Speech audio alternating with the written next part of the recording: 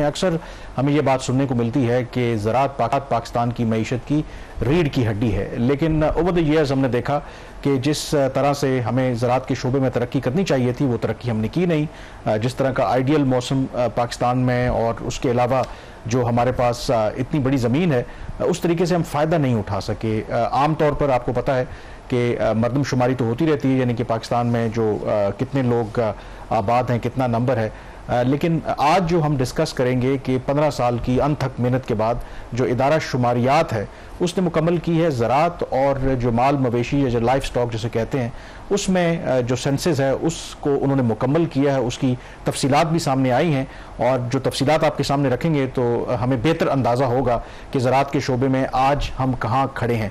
तो शहबाज, उसमें जो सबसे बड़ी हाईलाइट है कि इस सेंसस के मुताबिक इस वक्त 93% हमारे जो किसान हैं उनके पास जो लैंड है वो लेस दैन 12.5 एकड़ है। What does that reflect? ये चीज़ रिफ्लेक्ट करती है कि नंबर वन, जो पाकिस्तान के अंदर इनहेरिटेंस या दुनिया भर में एक जो इनहेरिटेंस का एक प्रिंसिपल है, जो ज़मीन है वो जब आगे ख़ानदान में तकसीम होती है तो उसकी जो लैंड होती है उसका साइज़ कम होता है, इतना कम रह जाता है कि बाद में अफोर्डेबिलिटी के सवाल आ जाते हैं। तो फिर कुछ लोग तो बेच के निकल जाते हैं और कुछ लोग ऐसे होते हैं वो फिर रेंट पे दे के जो ज़मीन से किराया लेते हैं, बाकी कोई और वो काम करना शुरू कर देते हैं। दूसरी चीज़ रिफ्लेक्शन इस चीज़ की है कि ये जो अगर 97% पाकिस्तान के जो किसान है उनके पास 12.5 एकड़ भी ज़मीन नहीं है, तो इसका मतलब ये है कि वो एक फसल से दूसरी फसल तक बड़ी मुश्किल से गुजारा करते हैं। इतनी उनकी इनकम्स जो है इन लैंड से वो नहीं हो सकती जिससे अपने एक डिसेंट वो लाइफस्टाइल जो गुजार सकें। यही वजह है कि आप देखें जो पावर्टी के लेवल है मुल्क के अंदर, उसमें बहुत बड़ा फैक्टर ये है कि एग्रीकल्चर, जैसा कि आपको पता है, तकरीबन 1/4 पाकिस्तान की इकोनॉमी की जो कंट्रीब्यूशन आती है वो एग्रीकल्चर से आती है और विद इन एग्रीकल्चर 3 बड़े सब सेक्टर्स हैं। अमूमी तौर पर यह ख्याल है कि जो फसलें होती हैं फसलों की कंट्रीब्यूशन ज्यादा है, ऐसा नहीं है। जो एग्रीकल्चर का शोबा है उसके अंदर जो सिर्फ फसलों की कंट्रीब्यूशन है वो 1/3 है और जो माल मवेशी है, जो लाइफ स्टॉक है, उसकी कंट्रीब्यूशन तकरीबन 63% है और बाकी जो जंगलात हैं उसकी जो कंट्रीब्यूशन है कोई 3.5 या 3.6%। तो ये एक ओवरऑल एक चीज बता रही है। आपने कहा कि 15 साल की अनथक मेहनत के बाद ये सेंसस आया है। आखिरी जो इसका जो सेंसस हुआ था एग्रीकल्चर का 2010 में हुआ था, उसके बाद बल्कि उससे भी पहले जो लाइफ स्टॉक का सेंसस था वो 2006 में हुआ था। तो इस दफा इन्होंने ये किया कि लाइफ स्टॉक का, एग्रीकल्चर का और मशीनरी का, ये तीनों सेंसस थे, इनको इन्होंने कंबाइन करके एक फाइनल एक सेंसस दिया है। इसकी सेंसस ना होने की एक जो बहुत बड़ी वजह ये थी कि पाकिस्तान में जो जीडीपी की ग्रोथ के नंबर्स आते हैं वो बड़े डिस्प्यूटेड थे। जैसे इस साल उन्होंने क्लेम किया कि जो इसकी लाइफ स्टॉक की जो ग्रोथ है वो 4.7% पर एनम है, ऐसा नहीं है। बहुत सारे आपने अमूमी तौर पर नंबर्स थे, एस्टिमेट्स लगाते थे कि जी किस सेक्टर में कौन से शोबे में, जानवरों में कितनी ग्रोथ है। लोग सवाल पूछते थे, गधों की बड़ी खबर आती थी कि मुल्क में इस साल इतने लाख गधे बढ़ गए हैं, तो क्या आपने एक गधा जाके गिना? तो सारा एक सर्वे बेस होता था। अब ये सेंसस है, तो जिस तरह अमूमी तौर पर सर्वे में बताया जाता है गधों की रफ्तार बड़ी तेजी से बढ़ रही है, वो भी बात ठीक नहीं है। तो there are so many misconception जो हुकूमत की अपनी पैदा की हुई थी, वो इस पर फर्दर डिस्कशन करेंगे। अगर आप इसकी मेन हाईलाइट्स जो हैं अगर वो बता दें कि इस ये जो 7 सेंसस है एग्रीकल्चर और लाइफ स्टॉक, ये क्या हमें बताता है अगर चीदा उसकी इसका अगर हम इसके मेजर नंबर्स देख लें, पाकिस्तान की 97% ऐसे किसान हैं जिनके पास कुल रकबा जो है उसकी मलकियत वो 12.5 एकड़ से भी कम है। इसमें अगर देखा जाए, वैसे अमूमी तौर पर कहा जाता है कि जागीरदार पाकिस्तान में बहुत ज्यादा है। इस सेंसस के मुताबिक पाकिस्तान में सिर्फ 16,958 जागीरदार और उनके पास जो जमीन है वो कुल रकबा जो है उसका सिर्फ 6.2% या ऑन एन एवरेज एक जो जागीरदार है उसके पास 215 एकड़ है। ये तो एक बड़ी बात है, बड़ी पिक्चर की बात है। इतने ज्यादा जागीरदार नहीं है पाकिस्तान जितने कभी होते थे। दूसरा नंबर जो अगर 97% किसान है उनके पास सिर्फ 12.5 एकड़ जमीन है। तो इसकी अगर फर्दर ब्रेकअप देखें, इसमें 26% किसान ऐसे जिनके पास 1 एकड़ का भी रकबा नहीं है। मतलब इतनी कम उनकी मलकियत है कि जहां पे उनकी जो आमदनी 1 एकड़ से कोई कितनी आमदन साल की ले सकता है। अगर वो 2 फसलें भी कर ले तो इसका मतलब है कि वो उसके लिए काफी अपना गुजारा करना मुश्किल, अगर सिर्फ एग्रीकल्चर उसका सिंगल सोर्स ऑफ इनकम है। दूसरा नंबर इसके अंदर यह है कि जो 2.5 एकड़ तक की जो लैंड है वो कितने लोग हैं, 35% किसान ऐसे जिनके पास 2.5 एकड़ या उससे कम का रकबा है और 5 एकड़ जमीन वाले जो किसान है वो सिर्फ 19% है और 7.5% वाले जो तकरीबन हार्डली जो है वो 10% है। अगर मजमूई तौर पर देखा जाए तो जो इस वक्त जो पाकिस्तान में 12.5 एकड़ एग्जैक्टली जिसके पास 12.5 एकड़ जमीन है वो सिर्फ 7% जो है वो जमींदार है पाकिस्तान के अंदर। तो इतनी छोटी लैंड होल्डिंग्स हो गई हैं कि जिसकी वजह से अब जो हमारा जो फार्मिंग के अंदर लोगों एक तो गुजारा करना मुश्किल है, दूसरा इसके अंदर फिर यील्ड जो होती है कॉर्पोरेट फार्मिंग करना, को बेहतर प्लानिंग करके फसलें उगाना, वो भी एक मुश्किल काम होता जा रहा है। एक और नंबर बड़ा अहम है सेंसस के अंदर कि जो अगर एक फार्म है, एक रकबा है, उसके जो अगर किसी एक मलकियत है तो उसका टोटल साइज क्या है। आज से 15 साल पहले 6 एकड़ के ऊपर एक फार्म था, अब उसका रकबा भी कम होकर 5 एकड़ के ऊपर आ गया है। कामरान, इसकी जो बड़ी वजूहात है, अगर हम देखें कि ये सब कुछ क्यों हो रहा है, पंजाब के अंदर या ओवरऑल जिस तरीके से पाकिस्तान की आबादी बढ़ रही है, जब आबादी बढ़ती है तो वो फिर नई सोसाइटीज बनती हैं। और अगर आप मोटरवे के ऊपर चलना शुरू करते हैं, आपको राइट लेफ्ट इस्लामाबाद की किसी भी साइड पे निकलना शुरू हो जाए तो आपको बहुत सारी जो ऐसी जो है जगह जहाँ पे पहले कुछ नहीं होता था, वहाँ पे हाउसिंग सोसाइटीज बन गई हैं। तो खास तौर पर पंजाब के अंदर ये ट्रेंड देखा गया है कि जो होल्डिंग्स थी, जो एग्रीकल्चर पर्पसेस के लिए लैंड थी, उसका जो साइज है वो कम हुआ है। बाकी सूबों में बड़ा है, पंजाब में को 2-3 लाख एकड़ उसमें से कमी आई है। उसमें जो सबसे बड़ी एक रीजन भी है कि हमारे यहाँ एक तो किसी का विजन नहीं है, प्लानिंग नहीं है, क्योंकि आपने बिल्कुल ठीक कहा कि ये जो हाउसिंग सोसाइटीज़ हैं जिस तरीके से ये एक्सपैंड हो रही हैं, और अगर आप देखें इस्लामाबाद रावलपिंडी को भी देखें, जीटी रोड पे चले जाएं, कभी आपको पहले बीच में से कुछ वीरान नजर आता था, अब ये तमाम शहर जो हैं गाँव आपस में मिल गए हैं। और उसकी वजह ये है कि दुनिया भर में, इवन चीन की एग्जांपल है, पाकिस्तान से कई गुना बड़ा, उसका एक सूबा जो है वो पाकिस्तान से 2 गुना ज़्यादा बड़ा है, लेकिन वहाँ पर उनके पास आज भी इतनी लैंड है, लेकिन वहाँ पर हाउसिंग सोसाइटीज़ नहीं बढ़ती वर्टिकल, कि यानी कि आप जो हाई राइज बिल्डिंग्स का कॉन्सेप्ट है, अपार्टमेंट है, वो उस पर ज़्यादा फोकस कर रहे हैं, और जो बाकी लैंड है उसको बेहतर तौर पर ताकि इस्तेमाल किया जा सके। लेकिन पाकिस्तान में इस तरह की कोई रेगुलेशन नहीं है। अब इसमें लाइफ स्टॉक वाले इशू पे भी आएंगे। लाइफ स्टॉक से पहले जो एक और चीज़ है कामरान, इसकी वो जो मलकियत है, एक तो हमने उसकी बात करेंगे लैंड होल्डिंग कितनी है। ट्रेंड अगर देखें ना, कुछ तो ऐसे लोग जो जिनके पास जमीन नहीं है फिर भी वो काश्तकारी करते हैं, उनका एक पेशा रहा है, देहातों में रहते हैं, उनके आबाओ अजदाद करते रहे हैं। एक जो ट्रेंड एक और इसके अंदर जो नजर आया ना, वो लोग जिनकी अपनी मलकियत की जमीन है वो काश्तकारी करते हैं, वो पहले कोई 67 लाख थे, उस नंबर में इजाफा हो 1 करोड़ से ज्यादा एकड़ के ऊपर ये जो है वो कर रहे हैं। बट जो दूसरा नंबर है, जो लोग किराए के ऊपर जमीन लेकर जो काश्तकारी करते थे, उस नंबर में अच्छी खासी एक उसके अंदर कमी आई है, जिसका मतलब ये है दो बड़े फैक्टर्स हो सकते हैं। एक तो ये जमीन का जो किराया था वो बढ़ा है पिछले चंद सालों में, और दूसरा ये कि जो मुनाफा है उस तरीके से अब ज़राअत के अंदर नहीं रहा जितना पहले कभी होता था।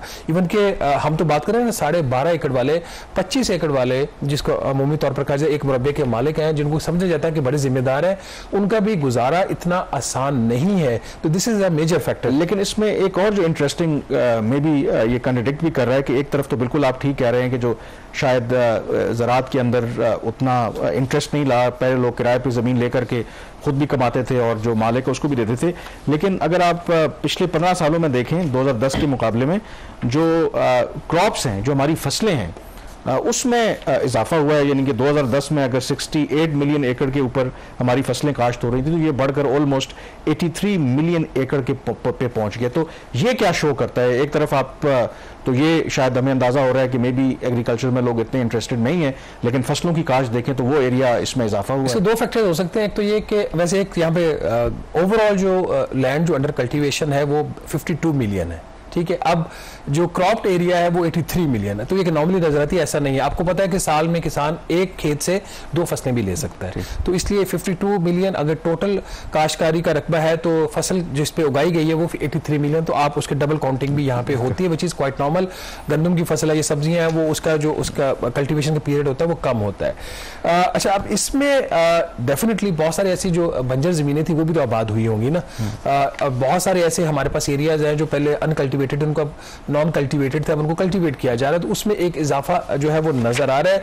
बट जो अपने फसलों की बात करें ना, फसलों का जो ट्रेंड अभी भी, गंदम चूंकि पाकिस्तान की बुनियादी, हम पाकिस्तानियों की स्टेपल फूड है, बड़े शौक से हम रोटी खाते हैं, तो उसका जो एरिया ऑफ कल्टीवेशन है, टोटल जितनी भी कल्टीवेशन पाकिस्तान में हो रही है उसमें इजाफा हुआ है, कमी नहीं हुई।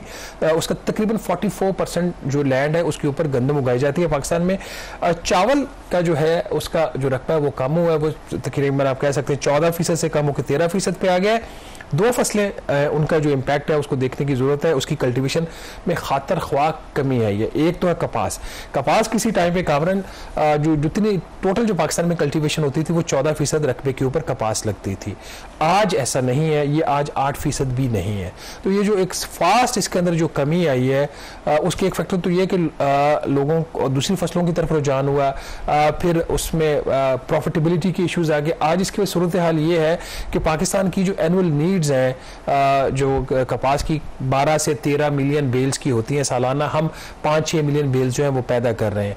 तो ये एक नंबर 1 एक इशू है यहाँ पे जिसको हाईलाइट करने की जरूरत है। और ये अब अगर आपने कपास को इंपोर्ट करके ही यहाँ पे टेक्सटाइल की सनत चलानी है फिर तो हम एग्रीकल्चर मुल्क कहलाने के काबिल नहीं है। लेकिन इसके साथ जो दूसरा नंबर है इंटरेस्टिंग है, क्योंकि बिल्कुल आपने ठीक कहा कि एक वजह कि कपास की कल्टीवेशन हमारे यहाँ कम हुई, कहा यह जाता था कि उसकी जगह जो वाटर इंटेंसिव जो गन्ने की काश्त है उसने ले ली। बट ये जो सेंसस बता रहा है इवन जो गन्ने की काश्त है वो एरिया भी कम हुआ है। उसमें इसको ऐसे भी देखा जा सकता है जैसे भी आप कह रहे थे कि जो कल्टीवेटेड एरिया भी उसमें 10 मिलियन एकड़ का जो है वो इजाफा हुआ है। सॉरी 1 मिलियन एकड़ का इजाफा, 42 मिलियन था 10 मिलियन एकड़, 42 मिलियन से 52 मिलियन पे चला गया। तो एक तो वजह यह कि चूंकि रकबा बढ़ गया बट उसकी अगर उसी उतने ही एरिया पे गन्ना लग रहा है तो उसकी परसेंटेज कम होगी। बट स्टिल जो चीज़ इंपॉर्टेंट है ये कुछ 4% के ऊपर पहले कल्टीवेशन होती थी गन्ने की, अब सिर्फ 3.3% पे हो रही है। लेट्स से अगर इसने जो किसान पहले गन्ना उगा रहा था आज भी उगा रहा है पर उतना उसका इतना जो है ना वो शेयर ज्यादा, इसका जो इम्पैक्ट है जो हमारी नेशनल पॉलिटिक्स है उसके ऊपर बहुत ज्यादा है। हाईली प्रॉफिटेबल ये कभी होता था एटलीस्ट किसानों के लिए, अब शायद उस तरीके से नहीं रहा। किसान की जो इश्यूज हैं गन्ने से रिलेटेड वो आज भी वही हैं। उनको टाइम पे जो है वो जो शुगर मिल्स मालिकान वक्त पे उनको पैसे नहीं देते और बहुत सारे उनको इश्यूज का सामना करना पड़ता है। बट इंपॉर्टेंटली चीनी जो इससे बनती है उससे जो मुनाफा बनाया जाता है वो इतना ज़्यादा है कि इस सेक्टर की जो अहमियत है वो आप उससे अंदाज़ा लगा सकते। अभी जब इसी हुकूमत ने शुगर एक्सपोर्ट करने का फैसला किया, फिर जब शुगर इंपोर्ट हुई तो इस हवाले से जब हमने खबरें की, प्रोग्राम भी किए, मामला नेशनल लेवल पे उठा। और पिछले दिनों जब पब्लिक अकाउंट्स कमेटी की मीटिंग हुई तो उसमें ऑडिटर जनरल ऑफ पाकिस्तान ने बताया कि सिर्फ ये एक्सपोर्ट और इम्पोर्ट के दरमियान जो प्राइस फ्लक्चुएशन हुई उसमें 300 अरब रुपया इजाफी शुगर मिल्स मालिकान ने बनाया। तो ये इसकी अहमियत और यही कहानी है। अच्छा, इसमें जो आखिर में जो जिक्र करते हैं कि ज़ाहिर कि अब जो माल मवेशी हैं हमारे हैं कितने हैं, तो ये एक इंटरेस्टिंग फिगर है कि अभी भी मेरे ख्याल में चलें अच्छा ही है कि हमारे यहाँ शायद जो जानवरों की जो एनिमल है उसकी तादाद हमारी आबादी से ज़्यादा ही है अभी 3.1%। अच्छा ही मेजॉरिटी में अगर वोट कास्ट किए जाए तो शायद बेहतर फैसला करेंगे। इंसानों की जो एक तो तादाद ज़्यादा है उसमें ग्रोथ भी ज़्यादा है। हमारी जो आबादी है इंसानों की पाकिस्तान में वो रफली कुछ 242 मिलियन जो हमारा लास्ट सेंसस था, 24 करोड़ 20 लाख अफराद के करीब है पाकिस्तानी। इसमें आज़ाद जम्मू एंड कश्मीर और जो गिलगित बल्तिस्तान की पॉपुलेशन उसको एक्सक्लूड किया जाता है। अगर उसको भी इंक्लूड करें तो गालिबन 249 मिलियन है। अब उसके मुकाबले में जो जानवर है पाकिस्तान में वो इंसानों से ज़्यादा है, 251 मिलियन जानवर है पाकिस्तान में। हमारे जो इंसानों के बढ़ने की रफ्तार है, हमारी जो आबादी बढ़ रही है वो 2.6% से बढ़ रही है और मवेशियों की जो उसमें जो अफजाइश हो रही है उनकी जो आबादी आगे बढ़ी वो 3.1% से हो रही है। तो इंसानों का मुकाबला जानवरों से बड़ी स्पीड से जारी है आबादी बढ़ाने के मामले में। ये एक बहुत ही सीरियस इशू है।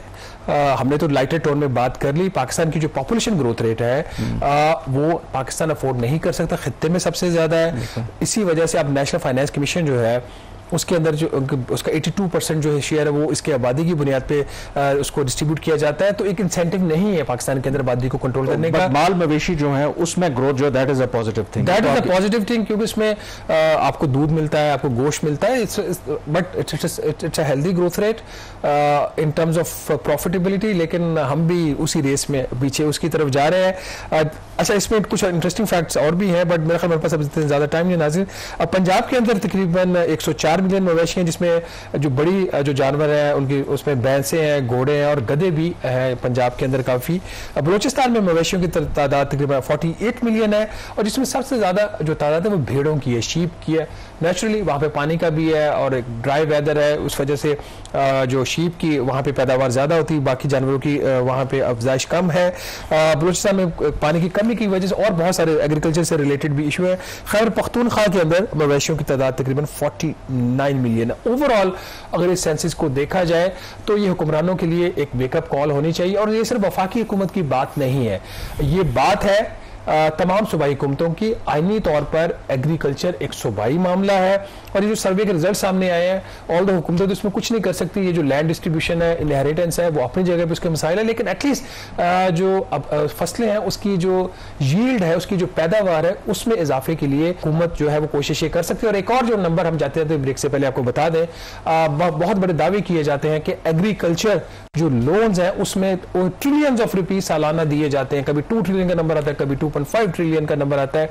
यहाँ पे हम खबर ये दे रहे हैं कि ये जो 2.5, 2.7 ट्रिलियन, ये 2 ट्रिलियन जो भी नंबर होगा, जो कहा जाता है कि एग्रीकल्चर लोन्स दिए गए हैं, इसमें कुछ लोन्स जो सनतों को दिए जाते हैं वो भी शामिल किए जाते हैं। मतलब आपको इस चीज का नोटिस लेना चाहिए कि जो इंडस्ट्रियल लोन्स है वो एग्रीकल्चर लोन्स में कैसे शामिल हो रहे हैं, और स्टेट बैंक ऑफ पाकिस्तान को ये जो डाटा है इसको पब्लिक करना चाहिए। यहाँ पे हम लेंगे छोटी सी ब्रेक, और ब्रेक के बाद जब वापस आएंगे तो बात करेंगे ह्यूमन कैपिटल क्राइसिस की। वो कितना बड़ा क्राइसिस है पाकिस्तान के अंदर, इस पर बात करेंगे छोटी सी ब्रेक के बाद।